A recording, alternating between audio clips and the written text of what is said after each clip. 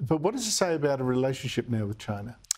Well, they realised that when they were naked in their bullying, it was counterproductive for them. And all through that period, it was obvious that at some point they'd get sick of that phase and they'd move into charming us again.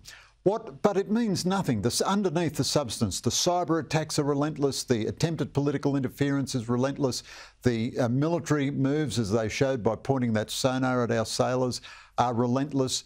The stealing of all our industrial and military secrets is relentless. And what I think is very dangerous is that the Albanese government, except for Penny Wong's very fine statement today, and she deserves all praise for that, the Albanese government generally now won't speak in a disobliging way about China because it thinks that having reset the relationship with China is its only single remaining foreign policy achievement. But as a result, a lot of Australians, including a lot of business folks, of course, think that everything's hunky-dory in China and that we should just go back to having a normal relationship. But they are a nation whose central strategic interests are inimical to our own. Well, you say, you praised Penny Wong's statement. It's true, she dragged in the Chinese ambassador. But I have to say, while she said that the sentence was appalling, she said nothing about how anything about the nature of China, its system, and say the man's innocent and all that. She could have gone to town and she did not. She's appalling and she wants an explanation from China.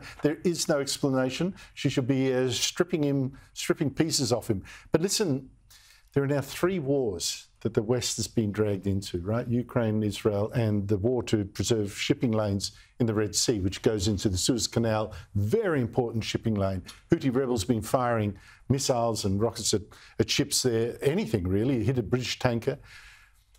On Friday, the US and Britain attacked targets in Yemen, Syria, and Iraq. They were all being used by Islamist groups backed by Iran, one of which had killed 3 US servicemen in an attack last week.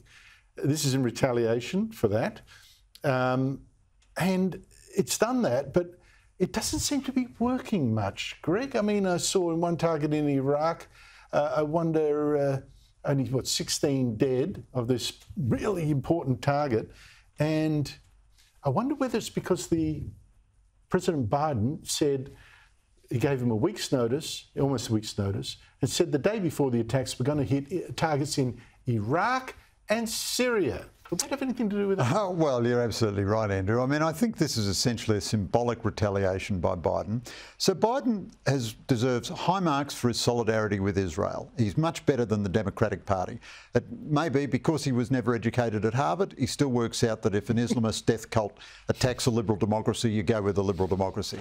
However, his policy on Iran has been an unmitigated disaster. He just wanted to reverse Donald Trump's policy, and he spent nearly 3 years trying to woo Iran into a nuclear deal which was meant to be a détente. Now, this has freed up, he hasn't enforced sanctions on Iran. It's freed up $100 billion worth of funds for Iran, which they've used to build up their military and support terrorism. And now, before this retaliation, Iran-backed militia groups had attacked American targets, not just Israeli or international targets, American targets, 160 times. Now, finally, they got a drone through the American defences and killed 3 American soldiers. And so Biden was forced to respond. And his message is, I don't want to escalate and I'm giving you maximum warning, get out of the way. I'm just going to, bomb an empty field or bomb a rock or something. But I don't think that cuts much mustard with Iran. I've never heard Iran say, we're going to attack an American target. We don't want to escalate. We're giving you warning. We won't do it to you personally, we'll do it to someone else. We don't want to escalate. But all that we hear from the Biden administration, we don't want to escalate. Yeah, if you project weakness. We won't attack Iran itself. Yeah, if you project weakness. So supporting Israel, he projected strength by deploying 2 aircraft carriers. But in this retaliation, he's projected weakness. And if you project weakness, that's the lesson your enemies take. But I'll tell you what, Donald Trump, for all his many failings, one thing that made him particularly effective internationally as a deterrent was that he seemed as mad as a cut snake. You didn't know what the hell he might do to you. Absolutely. And that made you be very cautious. Good warning. Greg Sheridan, thank you so much for your time. Thanks, Andrew.